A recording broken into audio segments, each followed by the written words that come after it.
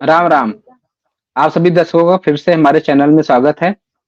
और चैनल में आगे बढ़े, आज पॉडकास्ट करें, डिस्कशन करें, उसके पहले आपसे अनुरोध है कि सब्सक्राइब जरूर कर लें। लाइक शेयर तो करते रहिएगा, सब्सक्राइब जरूर कर लें। तो आज हम जिस टॉपिक पर डिस्कशन करने वाले हैं वह है इलेक्टोरल बॉन्ड्स। अभी हाल ही में न्यूज में था कि सुप्रीम कोर्ट ने उसे अनकॉन्स्टिट्यूशनल डिक्लेयर करके सरकार को बोला है कि इसको आप मतलब इसको अभी कोई नया इशू नहीं कर सकते, इसका बॉन्ड्स को, इसको अनकॉन्स्टिट्यूशनल मतलब असंवैधानिक घोषित कर दिया गया है। आज इसी पे हम चर्चा करेंगे। हमारे साथ हमारे तीन मेहमान हैं, रोशन जी, विशाखा जी और विक्रम जी। तो इन्हीं से चर्चा करेंगे। खैर, चर्चा क्या, यही अपने में चर्चा करेंगे, हम भी इसमें कुछ पॉइंट ऐड कर देंगे। तो शुरुआत हम रोशन जी से करेंगे। थोड़ा इसकी पृष्ठभूमि समझाएं कि इलेक्टोरल बॉन्ड है क्या, कैसे आया था, क्या कारण था, उद्देश्य क्या था उसका, और क्या क्या लूप होल्स थे उसको, मतलब इस पर पूरा चर्चा करेंगे। पहले आप ये बताइए पृष्ठभूमि क्या था, क्यों लाया गया था। ठीक है। सभी दर्शकों को मेरा अभिनंदन। जैसा कि आपने देखा है, इलेक्टोरल बॉन्ड का पिछले काफी समय से, मतलब पिछले कुछ दिनों में काफी चर्चा में रहा है। लेकिन 2017 में सरकार ने एक रूल लाया कि आप इलेक्टोरल बॉन्ड परचेज कर सकते हैं, जो अलग अलग डिनोमिनेशंस का हो सकता है। जैसे आप नोट खरीदते, नोट होता है अलग अलग, 100 रुपए, 200 रुपए, 1000 रुपए। अभी 1000 का नहीं है, बट ऐसे करके नोट्स जैसे होता है वैसे ही आप इलेक्टोरल बॉन्ड खरीद सकते थे, जो कि 1000 से लेके आप 2 करोड़ रुपए तक का इलेक्टोरल बॉन्ड खरीद सकते थे। तो उसमें ये था, ये स्कीम लाया सरकार ने। और ये मतलब पॉलिटिकल पार्टी, वो इलेक्टोरल बॉन्ड जो आप खरीद रहे हैं वो किसी पार्टी को आप डोनेशन देने के लिए खरीदते थे। 15 दिनों के अंदर आप उसको इनकैश करते हैं। अगर आप इनकैश नहीं करेंगे तो वो जो भी इलेक्टोरल बॉन्ड का जो बॉन्ड मनी था, वो प्राइम मिनिस्टर रिलीफ फंड में चला जाता था। तो ये उसमें था। और एक मतलब बहुत ही विवादास्पद कह सकते हैं इसको, कि उसमें एक था कि जो भी वो इलेक्टोरल बॉन्ड खरीद रहा है वो एसबीआई इशू करती है, स्टेट बैंक ऑफ इंडिया। और उसका यूनानिमस रखा जाएगा कि किसने वो इलेक्टोरल बॉन्ड खरीदा है। तो इसके लिए काफी डिस्प्यूट चला। मतलब एक डिस्प्यूट का कारण ये भी रहा है। और हम मतलब सुप्रीम कोर्ट ने इसी बात का संज्ञान लिया कि ये राइट टू इंफॉर्मेशन को भी इन्फ्रिंज कर रहा है। और भी कई सारे मुद्दे हैं जो धीरे धीरे करके हम डिस्कस करेंगे। तो इसको असंवैधानिक बताते हुए सुप्रीम कोर्ट ने बोला कि मतलब जनता को ये जानने का पूरा अधिकार है कि किसी पार्टी को अगर फंड मिल रहा है तो वो कैसे मिल रहा है। और इसी को ध्यान में रखते हुए इस इलेक्टोरल बॉन्ड वाली स्कीम को सुप्रीम कोर्ट ने अनकॉन्स्टिट्यूशनल बताते हुए रद्द कर दिया। विशाखा, इसमें आप कुछ ऐड करिए। सबसे पहली बार इलेक्टोरल बॉन्ड स्कीम का जो बात की गई थी वह अरुण जेटली ने किया था 2017 में, जब 2017-18 का यूनियन बजट डिस्कशन हो रहा था। उस टाइम हमारे इंडिया के फाइनेंस मिनिस्टर अरुण जेटली थे। मेन मोटो इस स्कीम का था कि ट्रांसपेरेंसी लाने का, और पॉलिटिकल फंडिंग में, कि कैसे ट्रांसपेरेंसी लाए पॉलिटिकल फंडिंग में, और ब्लैक मनी कितना कम हो सके, क्योंकि कैश में ऐसा माना जाता है कि बहुत ज्यादा ब्लैक मनी यूज होता है। और अगर जब डिजिटली मोड में ये होगा तो ब्लैक मनी कम होगा और ट्रांसपेरेंसी आएगी इसमें। और जैसे कि जब ये स्टार्ट हुआ था तो 3 अमेंडमेंट्स हुए थे। एक कंपनीज एक्ट में, फिर एक इनकम टैक्स में, और एक रिप्रेजेंटेशन ऑफ पीपल्स एक्ट में। कंपनीज एक्ट में ये हुआ था कि किसी भी कंपनी का 3 साल का जो प्रॉफिट है वो 7.5% से ज्यादा आप डोनेट नहीं कर सकते थे पहले, 2017 के पहले। लेकिन ये स्कीम आने के बाद इसको हटा दिया गया था। तो ये भी एक बहुत बड़ा लूप होल है, क्योंकि इसमें कंपनीज और गवर्नमेंट का डायरेक्टली लिंक होगा, और नॉर्मल सिटीजन के लिए बेनिफिट नहीं होगा। जो इन्वेस्टर्स जो भी कंपनीज में जुड़े हुए हैं उनको इससे बेनिफिशियल नहीं है। सीधे कंपनीज का गवर्नमेंट के साथ लिंक्ड होगा। और इसको एक टर्म से इसको देखा गया, क्विड प्रो क्यू अरेंजमेंट, मतलब अपने गेन के लिए ही कंपनीज डोनेट करती थी। तो एक बहुत बड़ा लूप होल आया है।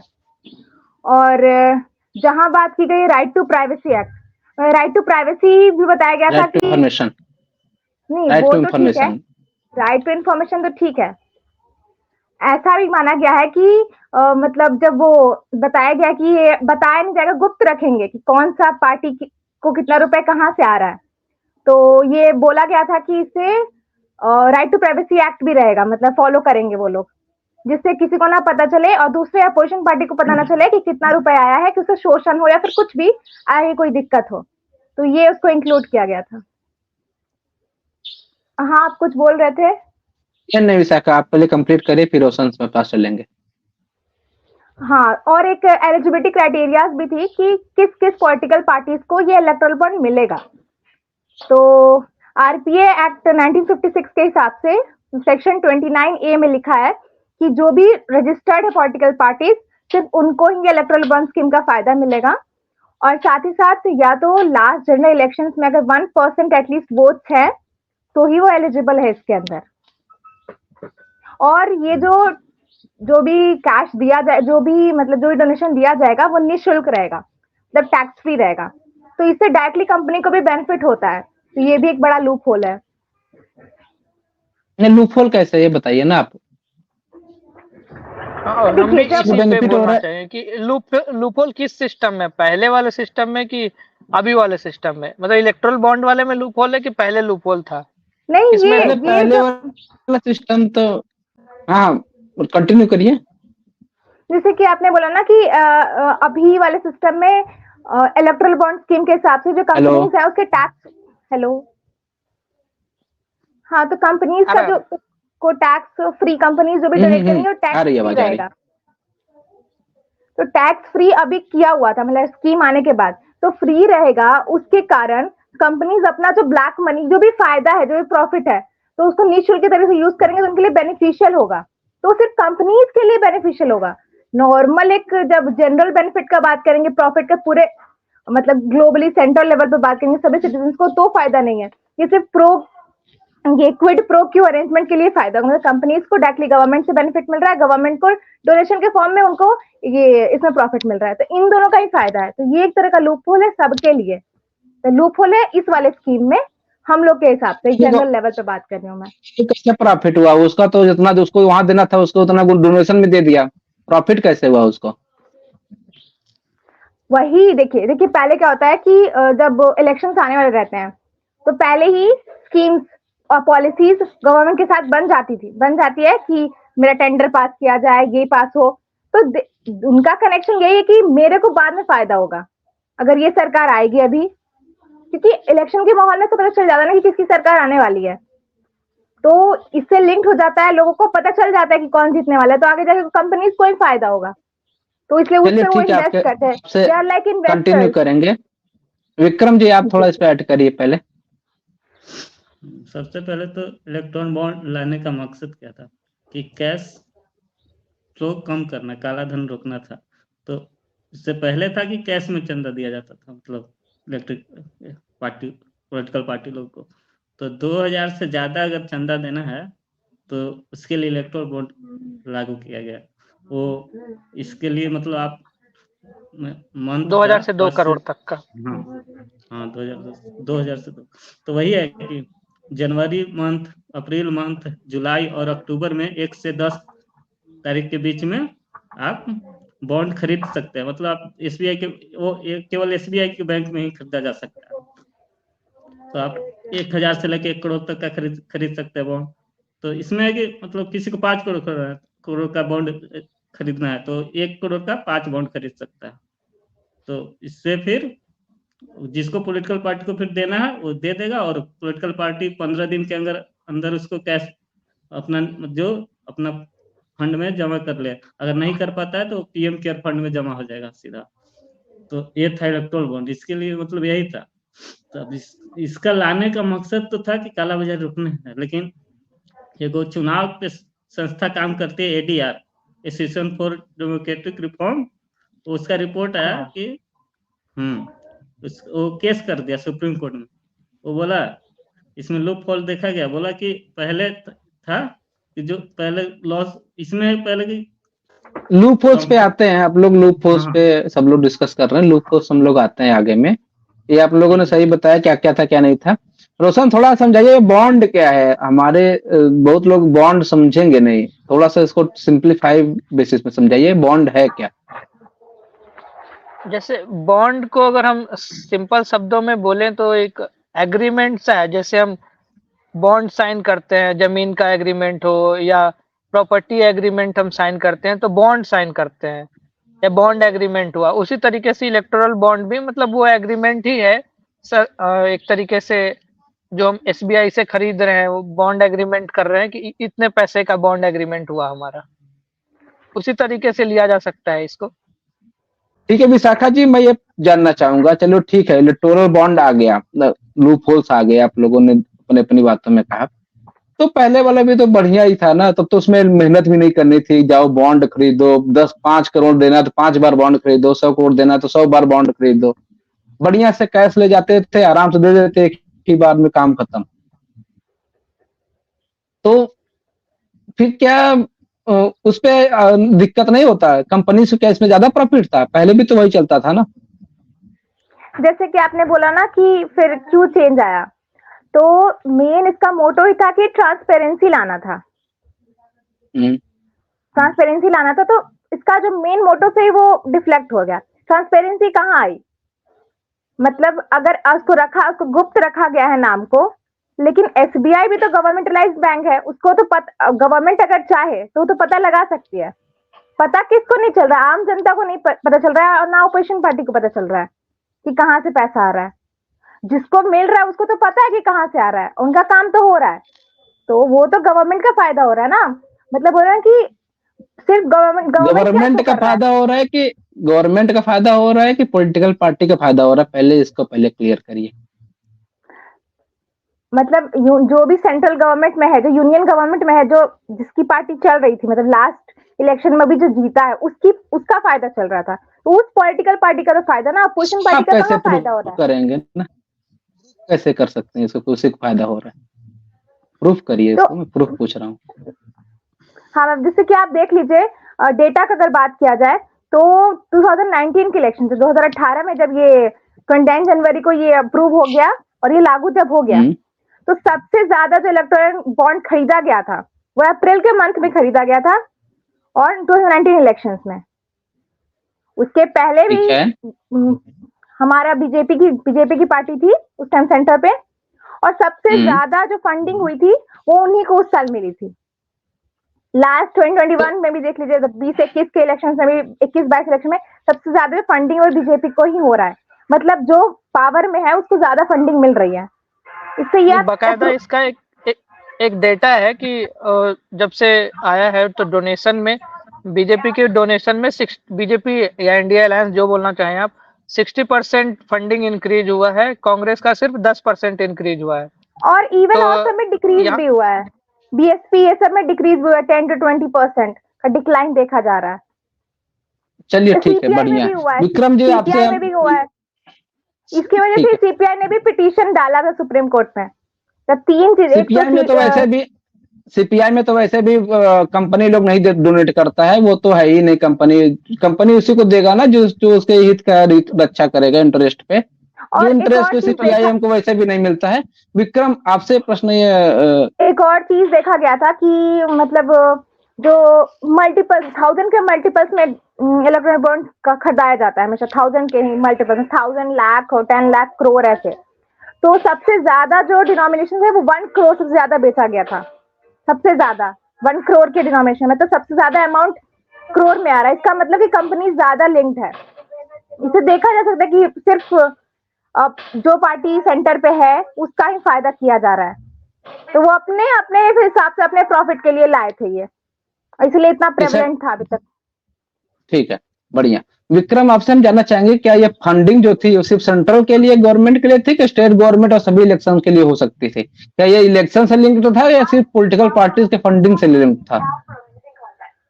मतलब हम समझे नहीं क्या कहना चाहते हैं। प्रश्न ये है, जैसे कि विशाखा जी बोल रही हैं कि सेंट्रल गवर्नमेंट जो रहता है उसको ज्यादा फंडिंग मिला, मैं यही पूछना चाह रहा हूँ, क्या ये इलेक्शन से लिंक था कि पॉलिटिकल पार्टी से लिंक था? क्योंकि पॉलिटिकल पार्टी तो स्टेट में भी रहती है ना, जैसे मैंने डेटा देखा कि TMC being one state party, उसको 1100 करोड़ का मिला, वो तो एक ही पार्टी में है भाई। हाँ, तो उस पे मैं ये पूछना चाहता हूँ, क्या ये हाँ। सेंट्रल से भी लिंक है कि स्टेट से भी लिंक है, बताइए। ऐसा ऐसा तो पहले भी था कि जो सेंटर में रहता था उस पार्टी को सबसे ज्यादा मतलब फंड मिलता था, मतलब ये तो मतलब पहले था, 2004 में भी था। लेकिन इसको लाने का मकसद में देखा गया ना कि इस तर्ज पे लाया था कि इसमें ट्रांसपेरेंसी आएगी। तो ट्रांसपेरेंसी कहाँ है क्या? अगर सबको पता ही नहीं चल रहा है पब्लिक को, जो वो आर्टिकल 21 ए का उल्लंघन हो रहा है इसमें, राइट टू इन्फॉर्मेशन का, तो ट्रांसपेरेंसी आ ही नहीं रहा है। इस केस में देखा जा रहा है कि इस सरकार का कुछ मतलब झोल है टाइप से, इस टाइप से। चलिए, झोल तो ठीक है, आपके विचार आपके विचार यही कर रहे हैं, झोल है। हाँ, रोशन, मैं आपसे इसीलिए पूछना चाहूंगा, रोशन आपसे अच्छा, आप पहले कंप्लीट कर लीजिए, विक्रम जी कुछ बोल रहे थे। इसीलिए तो सुप्रीम कोर्ट में इसको अनकॉन्स्टिट्यूशनल घोषित किया गया, क्योंकि पहले क्या था कि पहले था कि कोई कंपनी है वो अपना 7.5% प्रॉफिट से ज्यादा चंदा नहीं दे सकती थी। सुप्रीम कोर्ट के डिसीजन पे बात करेंगे, क्या पक्ष विपक्ष क्या रखा था। नहीं, हम बोल रहे हैं कि पहले इसमें और रोशन, क्या मैं था आपसे पूछना चाहूंगा कि जैसे राइट टू इन्फॉर्मेशन का आप लोगों ने बोला, फॉर एग्जाम्पल समझ लीजिए मैं एक डोनर हूं, मैंने डोनेट कर दिया एक्स पार्टी को, एक पार्टी को मैंने डोनेट कर दिया, और वो पार्टी हार गई चुनाव में, वाई पार्टी जीत गई। क्या जब मेरा आइडेंटिटी डिस्क्लोज होगा, इसकी कौन गारंटी देगा कि मेरे खिलाफ वाई पार्टी एक्शन नहीं लेगी? बिल्कुल, सरकार का यही लॉजिक था इस इलेक्टोरल बॉन्ड स्कीम लाने के लिए। उनका लॉजिक यही था कि हम किसी का इंफॉर्मेशन डिस्क्लोज इसीलिए नहीं करना चाहते हैं ताकि पॉलिटिकली मोटिवेटेड चीजें हो सकती है इसके आने की वजह से, या पहले हो सकती थी, जिसको कि काउंटर करने के लिए ये स्कीम, इलेक्टोरल बॉन्ड स्कीम लाया गया था। लेकिन अल्टीमेटली ऐसा है कि हम कोई स्कीम हम ला रहे हैं, लेकिन इम्प्लीमेंटेशन जिस तरीके से हो रहा है उसका जजमेंट, ऐसे रूल तो हमने बना दिया, उसके बाद लेकिन वो रिजल्ट जब प्रोड्यूस करेगा कुछ समय बाद, जब चर्चा होगी उस पे, तो उसके बाद का रिजल्ट भी देखा जाएगा। ये एक मुद्दा रहा था जिसके लिए ही इलेक्टोरल बॉन्ड लाया गया था, और एक तो वो ट्रांसपेरेंसी का मुद्दा था। लेकिन उसमें फिर यही डिबेट आया कि right to information versus right to privacy के बीच का आ गया। मुद्दा ये हुआ कि एसबीआई सारा डेटा रख रही है, तो अल्टीमेटली सरकार के पास तो सारा डेटा है, तो अगर चाहे तो वो अपोजिशन को टारगेट कर सकता है कि आपको फंडिंग कहाँ कहाँ से आ रहा है। और ऐसा भी देखा गया है कि मतलब ये पहले भी होता था, कॉन्स्टिट्यूशनल मशीनरी का इस्तेमाल सरकार अपने फायदे के लिए कर सकती है। तो जैसे ही थोड़ा आप फंडिंग, समझाइए इसको, एसबीआई को हाँ, कैसे सरकार कर सकती है, उसको थोड़ा समझाइए। अरे सरकार की बैंक है ना, तो एसबीआई का सारा डेटा तो सरकार के पास है, तो अगर वो चाहे तो रिट्रीव कर सकती है कि इलेक्टोरल बॉन्ड उनके पास से कौन कौन खरीद रहे हैं, और वो खैर इलेक्टोरल उसमें बॉन्ड का तो जो मनी डिपॉजिट हो रहा है, तो किस किस पार्टी को कितना कितना फंड जा रहा है, वो सरकार छोड़ के सारे पार्टी को नहीं पता। तो सरकार भी तो उस चीज का यूज कर सकती है, और मिसयूज कर सकती इसलिए है। भी हो रहा था ठीक है, कि सकना तो बहुत जगह है। विशाखा जी, आप अब जी थोड़ा सुप्रीम बिल्कुल, कोर्ट के इसी जजमेंट मुद्दे में को आते हैं। लेके इसी मुद्दे को ठीक लेके है, ही उस पर सुप्रीम बात कोर्ट का करेंगे, सबसे बड़ा, हाँ हाँ, सुप्रीम कोर्ट बात वही करते हैं विशाखा जी। बना रहे हैं हम उसी अब का आप थोड़ा सुप्रीम कोर्ट के पृष्ठभूमि। जजमेंट पे आते हैं, सुप्रीम कोर्ट के जजमेंट पे आते हैं कि सुप्रीम कोर्ट ने का पक्ष और विपक्ष थोड़ा कि जो चाहते थे कि डिस्क्लोज किया जाए, डिस्क्लोज नहीं किया जाए, जो ये लेके गए थे कि अनकॉन्स्टिट्यूशनल है, इसको कॉन्स्टिट्यूशनल वैलिडिटी प्रूव करने के लिए गए थे, उनके पक्ष में विपक्ष में दोनों का आप रखिए, तो क्या बोला गया था दोनों? हाँ विशाखा जी बताइए। तो जो पिटीशन डाला था एडीआर ने पिछले साल ही 2022 में, तो इस बार की सीजीआई जो है हमारे डॉक्टर चंद्रचूड़, डीवाई चंद्रचूड़, वो बेंच को हेड कर रहे थे। ठीक है, तो कुछ इम्पोर्टेंट स्टेप्स में बता रही हूँ मैं कि किस किस थीम पर इसको देखा गया है। तो सबसे पहला थीम हो गया लिमिटेड एनोनिमसिटी। जैसे कि इन्होंने बताया कि सरकार को पता चल रहा है कि किसने कितना डोनेट किया है, और अपोजिशन इसका पार्टीज को प्रूफ नहीं हुआ मिला। है? ये प्रूफ हुआ है कि सरकार को पता चल रहा है? देखिए यार एसबीआई के पास सारा डेटा है, तो इसमें प्रूफ करने का कहाँ से बात आता है? ये थोड़ा रीजनेबल मैं बता रही हूँ कि मतलब यहाँ रैशनैलिटी नहीं है। मतलब उनके पास है चांस, वो उनके पास है कि आप कर सकते हैं। वो कर रहे क्या ठीक, नहीं कर रहे चलिए वो ठीक अलग है, बात ठीक है। वो एक बात आई है कि they have the power that they can see, वो जज कर सकते हैं। ठीक। तो यूनियन गवर्नमेंट के पास यहाँ प्लस पॉइंट है, तो उनका बेनिफिट है इसमें। तो एनोनिमसिटी बस उनके लिए है और लोग पे नहीं आ रहा, हम लोग को तो नहीं पता चल रहा है, जनरल सिटीजन को तो नहीं पता चल रहा है। तो सेकंड कि मिसलीडिंग नेचर ऑफ बॉन्ड्स। अब ऐसा है कि बोला गया कि जो भी बॉन्ड इलेक्ट्रल बॉन्ड मिलेगा उसको सिर्फ इलेक्शन में यूज कर सकता है, कि जितना भी पैसा सिर्फ इलेक्शन में 15 डेज के अंदर एनकैश करके यूज कर सकते हैं। बट ये नहीं कभी कहीं भी पता चलता है कि कहाँ पे कैसे पैसा यूज हो रहा है। इलेक्शन कमीशन को तो कहीं पता चल रहा ना, जैसे कि मैंने बोला कि एनोनिमसिटी नहीं है, लिमिटेड एनोनिमसिटी है, तो इलेक्शन कमीशन भी को भी डेटा नहीं मिल रहा है। और इलेक्शन कमीशन तो कॉन्स्टिट्यूशनल बॉडी है, एटलीस्ट उनको तो पता होना चाहिए कि कैसे क्या चल रहा आई है। थिंक बैलेंस शीट जमा करना पड़ता है, मैं कंफर्म करना चाहूंगा, बैलेंस शीट जमा करना पड़ता है। ठीक है, कैसे कहाँ खर्च हुआ उसका देना पड़ता है। एसबीआई नहीं शो करेगी ना उसको, एसबीआई नहीं शो करती है। बैलेंस शीट पहले जमा करना होता था, जो पहले का रूल था उसमें। अभी भी है, उसमें बैलेंस शीट दिखाना पड़ता है। ठीक तो है, वो तो आप होगा, कंफर्म। और उसमें लेकिन ये ठीक है, मतलब ठीक है विशाखा।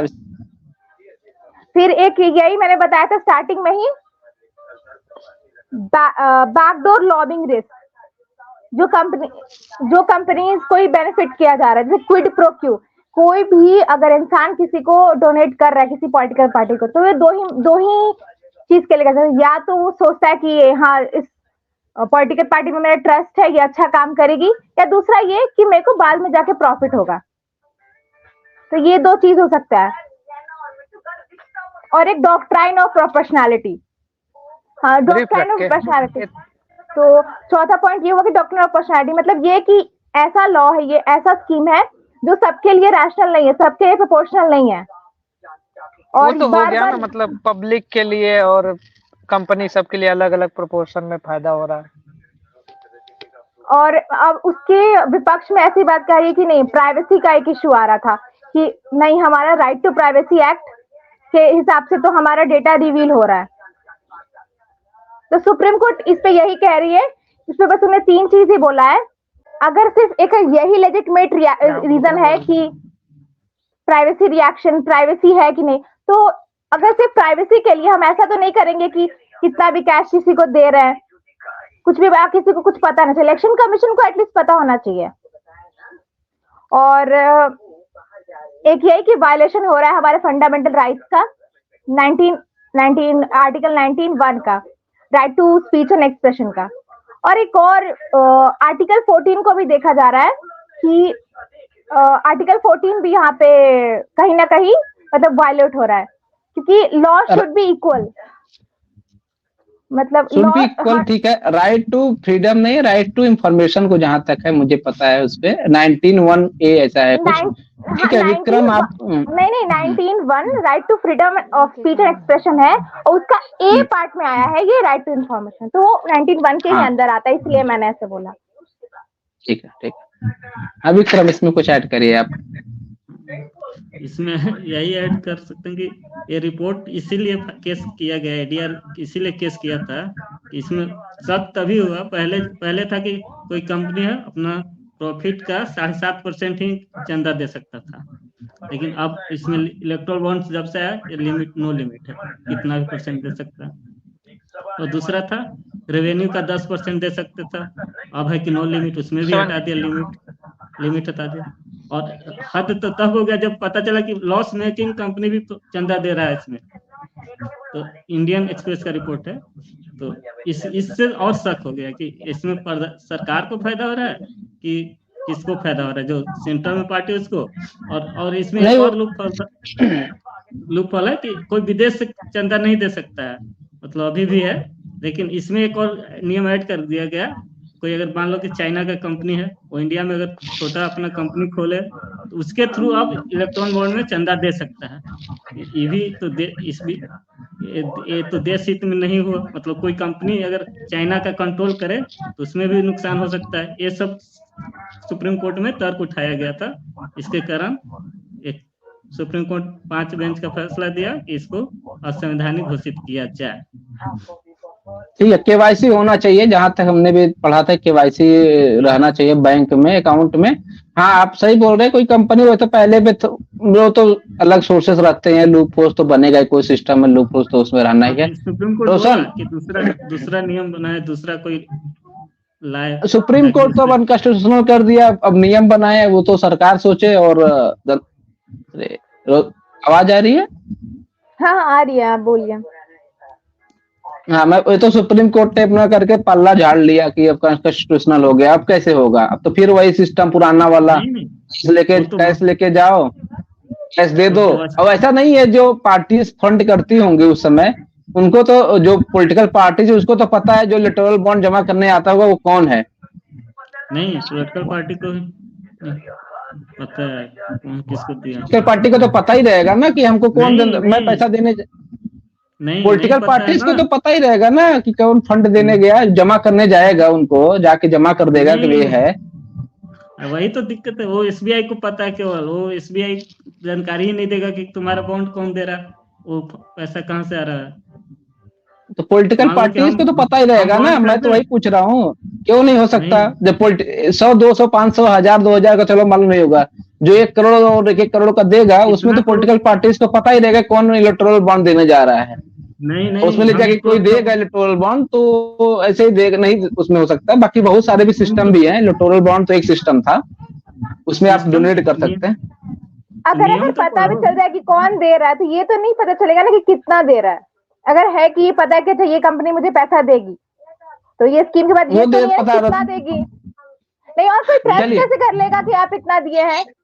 ठीक है, तुम लोग रोशन आपसे जानना चाहेंगे। तुम लोग गलत बोल रहे हो। इसमें एसबीआई को केवल पता चलेगा कि कौन पैसा दिया, उसके बाद वो किसको मिला कि कौन दिया, इसको किसी पार्टी को पता नहीं चलेगा। वो सरकार गवर्नमेंट में है, इसीलिए उसको पता चल सकता है कि एसबीआई उसके अंडर आता है, नहीं तो क्योंकि ऐसे पास किसी उनके को पास नहीं पता चलेगा। अथॉरिटी है, एसबीआई, क्योंकि खैर उनके पास आप लोग को अथॉरिटी है। करेक्ट करूँ, एसबीआई आरबीआई के अंडर आता है। एसबीआई को डेटा लीक करना सिर्फ आरबीआई जानकारी दे सकता है, वो गवर्नमेंट को नहीं दे सकता है। और आरबीआई को, अगर आरबीआई भी तो सरकार का एक अंग ही ये है। तो ये नेशनलाइज्ड बैंक तो है। अगर ऐसे ठीक पे आ है, जाएंगे तो इलेक्शन कमीशन ऑफ इंडिया भी एक अंग है, फिर तो दिक्कत ही हो ही जाएगी। फिर उसमें तो किसी के पास किसी के ऊपर तो ठीक फिर है, तो कुछ करना तो ही पड़ेगा सुप्रीम विश्वास। कोर्ट कुछ तो देखा होगा, तभी तो रूल इसको ये हाँ, वो हटाया गया। सुप्रीम कोर्ट का है, सही बात है, कुछ तो होगा ही, मैं नहीं बोल रहा हूँ नहीं होगा उसमें। लूप होल है, पर ये है सही कि बात है। लूप होल इसमें है, बहुत सारे अनकॉन्स्टिट्यूशनल हो गया। अब आगे क्या? रोशन जी, अब बाकी क्या वाली बात में अब आप शुरू करिए, आगे क्या, आगे क्या जैसे ये कैसे करेंगे? अलग अलग सिस्टम में, जैसे हम अपने कंट्री का देख रहे हैं कि जैसा हमने डोनेशन का एक सिस्टम बनाया हुआ है, वैसा ऐसा नहीं है कि इलेक्टोरल बॉन्ड का जो स्कीम इंडियन गवर्नमेंट लाई थी वो मतलब वर्ल्ड में नया सा है। ऐसा नहीं है, दूसरे कंट्रीज में भी है इस तरीके का स्कीम। और वहां भी किसी किसी कंट्री में, यूनाइटेड किंगडम और यूएसए में यूनानिमस रखा जाता है। जो डोनर रहते हैं उनका डेटा रिवील नहीं किया जाता है। तो अलग अलग कंट्रीज में अलग अलग है, जबकि जर्मनी में है कि कैप लगा हुआ है कि 2000 या $20,000 के ऊपर आप नहीं दे सकते हैं, या वहां पे नाम आपको रिवील करना पड़ेगा। तो लेकिन यूनाइटेड किंगडम और भी अलग अलग चीजें हैं अलग अलग जगह पे, जैसे कि आप किसी पार्टी को फंड कर सकते हैं। क्योंकि यूएस और में ऐसा भी है कि जैसे लोग इंडिविजुअल लेवल पे खड़े होते हैं ना, तो आप किसी कैंडिडेट को नहीं फंड कर सकते, पार्टी को फंड कर सकते हैं। तो हर जगह पे इसको अलग अलग नजरिए से अपना अपना इम्प्लीमेंट किया जाता है। वहाँ ऐसा नहीं है कि कहीं भी परफेक्टली इम्प्लीमेंटेड है, हर जगह कोई ना कोई खामी है। इंडियन गवर्नमेंट ने भी ट्राई किया कि पिछली खामियों को दूर करके कुछ प्राइवेसी उनका एक था कि इस तरीके से हम आगे ले जाएं, लेकिन इस सिस्टम में भी लूप होल निकल आएगा। तो ठीक है, हम कोशिश करेंगे कि ऐसा सिस्टम हो जिसमें राइट टू इन्फॉर्मेशन और राइट टू प्राइवेसी का एक बैलेंस बनाया जा सके, कि जनता को भी पता चले कि किस पार्टी को कितना फंड जा रहा है, कैसे ग्रो कर रहा है। लेकिन उस जो डोनेशन दे रहा है उसके भी हितों का ख्याल रखा जाए। ऐसा ना हो जैसा आपने डिस्कस किया था कि अगर पार्टी को फंड दिया और वो पार्टी हार गई तो हो सकता है सामने वाले पार्टी उसको टारगेट करे। अगर कोई इंडस्ट्रियलिस्ट है, जानबूझ के उसके बिजनेस को डिस्टर्ब किया जाए, तो ये भी एक सिचुएशन क्रिएट हो सकता है। तो दोनों का एक बैलेंस बनाने की जरूरत है। अब इसके लिए कानून सरकार कैसे बनाएगी हमें वो देखने का रहेगा, लेकिन एक बैलेंस की जरूरत है। हाँ विक्रम, अब आगे क्या? आगे तो पहले है कि सुप्रीम कोर्ट बोला है कि 6 मार्च 2024 तक इलेक्शन कमीशन को एसबीआई को सौंपना पड़ेगा सारा डाटा अपना, और उसके बाद 13 फरवरी को इलेक्शन कमीशन को अपना पब्लिश करना पड़ेगा सारा डाटा कि कौन 2017-18 से कितना कौन कंपनी कितना किस पार्टी को दिया है। तो आगे यही हम तो यही बोलना चाहेंगे कि आगे भी ऐसा ही करें। तुम ऐसे अच्छा रहेगा कि कौन पैसा दे रहा है सरकार को, जनता को तो पता होना चाहिए। आखिर तो जनता के लिए सरकार नहीं, पॉलिटिकल पार्टी, प्लीज मैं करेक्ट करूंगा, पॉलिटिकल पार्टी। हाँ, तो जो सरकार बन रहा है तो जनता ही बना रहा है, तो जनता को सब चीज पता होना चाहिए। आखिर इलेक्शन पूरा प्रोसेस इन्वॉल्व इलेक्शन से रिलेटेड हो रहा है, तो ये तो हक है मतलब जनता को जानने का कि कौन पार्टी नहीं तो पता चला सरकार कंपनी चंदा दे रहा है, सरकार केवल कंपनी को ही फायदा दे रही है, तो इस ये प्रॉब्लम हो सकता है। इसलिए सबको पता चले, जैसे अडानी का रहता है कि अडानी को ज्यादा कॉन्ट्रैक्ट दे रहा है, तो उससे तो पता तो चलेगा कि अडानी ज्यादा दे रहा है सरकार को पैसा, या अंबानी दे रहा है या टाटा दे रहा है। इससे जनता को सही इंफॉर्मेशन मिलेगा। इंडस्ट्रियलिस्ट तो खैर सबको देते हैं, ऐसा नहीं है कि वो सर भाजपा को देंगे कांग्रेस को नहीं देंगे, किसी भी पार्टी को उनका तो वो सभी को देंगे, ज्यादा कम भी। विशाखा जी आप बताइए आगे क्या, उसके बाद मैं खुद अपना क्लोजिंग रिमार्क दूंगा। जैसे कि कुछ अमेंडमेंट्स होने चाहिए इस वाले इलेक्टोरल बॉन्ड स्कीम में, जैसे कि बात की ट्रांसपेरेंसी आनी चाहिए, जी भैया ने बताया कि ट्रांसपेरेंसी बहुत जरूरी है तो सबको। फिर हाँ, एक लिमिटेशन होना चाहिए कि आप इससे ज्यादा डोनेट नहीं कर सकते, जो कि नहीं है अभी, तो एक लिमिट होना चाहिए। और ये कंपनीज एक्ट का जो हटाया गया है कि 7.5% से कि मतलब वो वापस आ जाना चाहिए मेरे हिसाब से। तो ये सब कुछ चेंजेस ऐड होना चाहिए, तो ये स्कीम को एक बेटर फॉर्म में आगे जाके यूज हो सकता है। इसको तो अभी अनकॉन्स्टिट्यूशनल हो गया ना, तो उसको तो बंद कर दिया ना, इसके बाद क्या मतलब ऐसा ही स्कीम, लेकिन इसके जो लूप होल्स है उसको कवर करते हुए कुछ चेंजेस लाके इस तरीके का एक स्कीम बना सकते हैं आगे चल के। ठीक है, फिर अभी मैं अपना रिमार्क्स देता हूँ। मेरा मानना यह है कि सरकार जितने भी पॉलिटिकल पार्टीज हैं तो जो फंडिंग आ रही है उसमें एक ऐसे कमेटी का गठन करे जो ऐसा हो जिसमें ईसीआई के भी मेंबर हो और सुप्रीम कोर्ट के भी जज हो, उनके सामने वो प्रस्तुत किया जाए उस डेटा को, उसमें देखा जाए कि इसको कहाँ से कितना फंडिंग मिला है और उसका जायजा दिया जाए। और अब मैं इस पे नहीं हूं कि आम जनता को दिखा दो कौन किसको कितना दिया है, क्योंकि उससे उस पे पॉलिटिकल पार्टी से धावा बोलेगी जहां पे वो विपक्ष में रहेंगी। दूसरी चीज, पॉलिटिकल अगर रही बात इलेक्टोरल बॉन्ड का, तो इसमें ऐसा नहीं था कि सिर्फ कंपनीज ही देती है, इंडस्ट्रियलिस्ट इसमें डोनेशन देते हैं, बहुत सारे groups, self help NGOs and pressure groups पे इसमें अपना फंडिंग देती हैं। तो रही बात इंडस्ट्रियलिस्ट की, तो इंडस्ट्रियलिस्ट अक्सर पैसा उसी को देंगे जो उनके लिए फेवरेबल कंडीशन देगा।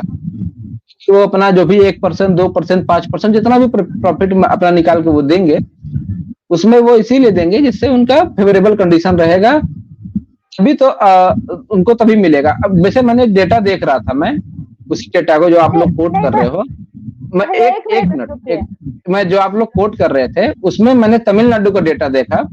तमिलनाडु के डेटा में डीएमके पार्टी को 617 करोड़ मिला है। एआईएडीएमके पार्टी जो है, जो विपक्ष में है, उसको मात्र 6 करोड़ मिला है। मतलब वो 100 गुना ज्यादा मिला है वहां पर बीइंग ए पार्टी। आप आ जाओ उड़ीसा, बीजेडी, बीजू जनता दल, बीजू जनता दल मात्र एक राज्य में है, उसको 700 करोड़ की फंडिंग मिली हुई है। और राजद में आ जाओ, आरजेडी को 2 करोड़ की फंडिंग मिली हुई है, जेडीयू को 24 करोड़ की फंडिंग मिली हुई है। मतलब इंडस्ट्रियलिस्ट आज भी राजद के ऊपर भरोसा नहीं दिखा पा रहे हैं, जबकि राजद की 79 अभी सरकार भी थी, 79 उसके एमएलए थे, फिर भी राजद को नहीं मिला। राजद को मात्र 2 करोड़ की फंडिंग मिली है। कांग्रेस का जो 17-18 आप लोग जो डेटा दिख रहे हो वो 2022-23 तक का है, उसमें 1100 करोड़ का मिला हुआ था, जिसमें उसके एमएलए मात्र, एमएलए का तो 2 राज्य में सरकार थी और 42 एमपी उसके वहां पर गए हुए हैं। तो अगर पूरा डेटा देखा जाए तो उसमें हर एक पार्टी का, मैं ये नहीं कह रहा फंडिंग किसी को, फंडिंग सभी को मिली है, मजा सभी खाए हैं, इसका ये नहीं है किसी एक को फायदा मिला किसी एक को नुकसान। परसेंटेज में अगर देखा जाए कि नंबर ऑफ कितना एमपी एमएलए हैं विथ रिस्पेक्ट टू कितना मिला है, उसमें वो पता चल जाए कि इसको कितना ज्यादा मिला है। पर जो तमिलनाडु का डेटा था कि विपक्ष की जो पार्टी बैठी है उसको 6 करोड़, जो पक्ष में उसको 617 करोड़ मिला हुआ है। तो ये कहीं ना कहीं बढ़िया था। लूप होल्स तो है ही, मैं नहीं कह रहा लूप होल्स नहीं है, तो इसको मेरा ठीक है। आप सभी का बहुत बहुत धन्यवाद डिस्कशन में ज्वाइन करने के लिए। और नेक्स्ट फिर हम और आप सभी दर्शकों से अनुरोध है कि लाइक शेयर सब्सक्राइब करें और अपना विचार भी कमेंट में लिखें, आखिर कैसे इसको और इम्प्रूव किया जा सकता है। चलिए बहुत बहुत धन्यवाद।